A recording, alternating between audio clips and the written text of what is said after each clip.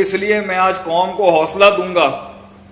وہ بچے جو آج 20 سال کے بیٹھے ہوئے ہیں اور وہ جو 25-30 سال کی نئی نئی شادیاں ہوئی ہیں, ابھی ایک بچہ ہونے والا ہے یا ہو چکا ہے, یا ابھی جاب چینج کی ہے یا جاب سوئچ کیا ہے کریئر کی, میں کہہ رہا ہوں بیٹا, اور بڑے رسوخ سے کہہ رہا ہوں بیٹا, اور میں اپنی قوم کے بچوں, بھائیوں, بہنوں کو میں کہتا ہوں, شادیاں جن کی ہوئی ہیں, سسرال میں جن کی نہیں بن رہی, ساسوں کی سیاست چل رہی ہے ان کے خلاف, اور میں ان ماؤں کو کہتا ہوں جن کے خلاف بہوؤں کی سیاست چل رہی ہے, میں سب کو کہتا ہوں گھبرانے کی کوئی ضرورت نہیں ہے.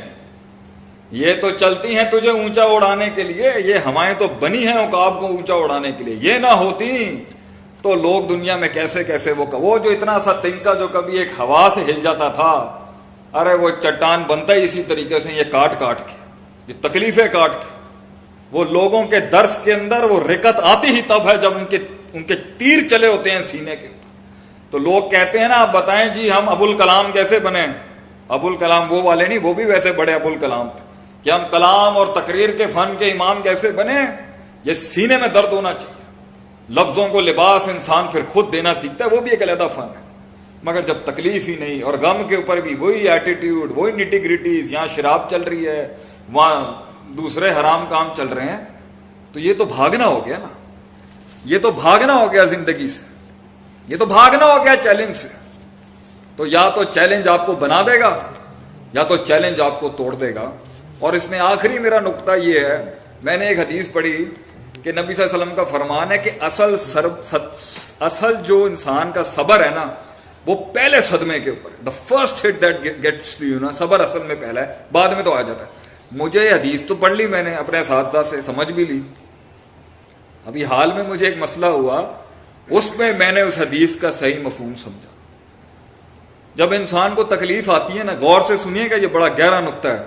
جب انسان کو تکلیف آتی ہے نا, جب پرابلمز آتی ہیں انسان کو چیلنج کی شکل میں کچھ, تو سب سے مشکل فیس پتہ ہے اس مسئلے کا, پرابلم کا کیا ہوتا ہے. آپ کو اس پرابلم کا سر پیر ہی نہیں پتہ ہوتا کہ یہ پرابلم کا سر کہاں ہے, منہ کہاں ہے اور پیر کدھر ہے. آپ کو اس کا فرنٹ بیک ہائی لوز نٹی گریٹیز پتہ ہی نہیں ہوتی کہ اس کی نیچر کیا ہے پرابلم. تو اس میں انسان مچھلی کی طرح تڑپتا ہے تکلیف کے اندر, کیونکہ اور اس میں جتنے ایکسپیریمنٹیشنز وہ کر رہا ہوتا ہے نا, وہ سارے اس کے اینٹی جا رہے ہوتے ہیں. اس دور کے اندر جو اصل صبر ہے نا, کہ جب انسان کو ابھی جیسے کوئی مصیبت شروع ہوئی, 50 دن پہلے ایک مصیبت شروع ہوئی, 10 دن پہلے ایک مصیبت شروع ہوئی, اور پتہ ہی نہیں چل رہا. 10 دن بعد پتہ چلنا ہے کہ 1 کروڑ کا مال چوری ہو گیا. 10 دن بعد پتہ چلنا ہے کہ اس نے میرے ساتھ بے وفائی کر دی بھی ہے. ابھی 20 دن بعد پتہ چلنا ہے کہ اندر میں 6 مہینے سے پلاننگ ہو رہی تھی مجھے مارنے کی. ابھی 2 مہینے بعد پتہ چلنا ہے کہ انہوں نے میرا حق مار لیا ہوا اندر سے. ابھی 4 مہینے بعد پتہ چلنا ہے کہ وراثتوں کے سودے ہو چکے ہیں. ابھی 2 ہفتے بعد پتہ چلنا ہے کہ اندر اولاد چیپٹر 11 فائل ہو چکا ہوا ہے, مجھے نہیں پتا. تو وہ جب تک پتہ نہیں چلتا نا کہ میرا چیلنج کیا ہے, اصل صبر تب کا ہے. کیونکہ اس کے اندر انسان کو جب فیکٹس فگرز آ رہے ہوتے ہیں اور سمجھ نہیں آ رہی ہوتی نا کہ اس کا موڈ مجھ سے خراب کیوں ہو گیا ہے, یہ مجھے دیکھ کیوں نہ ایسے, یہ مجھے مزاج کیوں دکھا رہا ہے, یہ جو ہے یہ والا تو میری اکاؤنٹس کے مطابق یہ ٹیلی کیوں نہیں ہو رہا, یہ لیجر, یہ میرا ڈیبٹ کریڈٹ ایکول کیوں نہیں ہو رہا, پیسے کہاں گئے ہیں میرے, کلائنٹ نہیں آ رہا میرا, لوگ نہیں آ رہے. تو تب جا کے جب اسے وہ جب اس کو ہٹ لگتی ہے نا, اصل صبر وہ ہے جب اس کو سمجھ نہیں ہوتی کہ میرے ساتھ ہو کیا رہا ہے. یہ عذاب ہے, یہ پکڑ ہے, ریکٹیفیکیشن ہے, ریزیلینس ہے, ریڈیمشن ہے. اصل صبر اس وقت کا, اللہ کہتا ہے اس میں غیر شرعی غیر اخلاقی کام نہ کرے.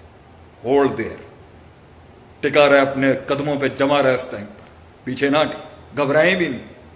وہ جو ہٹ لگتی ہے نا, جب پتہ چل جاتا ہے کہ کیا ہوا ہے اور جب کس نے کیا کیا ہوتا ہے, تب تو صبر آ ہی جاتا ہے کہ بھائی یہ تھا مسئلہ. لیکن جب پتہ نہیں ہوتا نا, اصل صبر تب